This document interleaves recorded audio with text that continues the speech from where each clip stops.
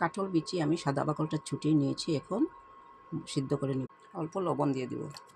কাঁঠাল বিচিটা সিদ্ধ হয়ে গেছে, এখন আমি লাল বাকলটা ছুলে নেব।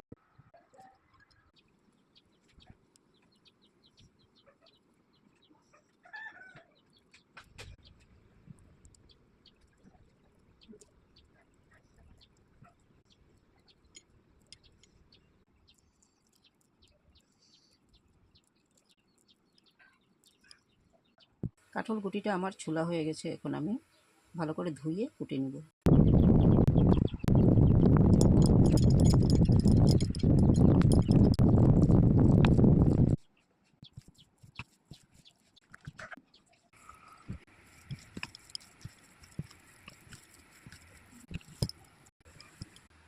লবণ, মরিচ, পেঁয়াজ দিয়ে আমি কাঁঠাল বিচির চাটনিটা মেখে নিয়েছি। Thank you.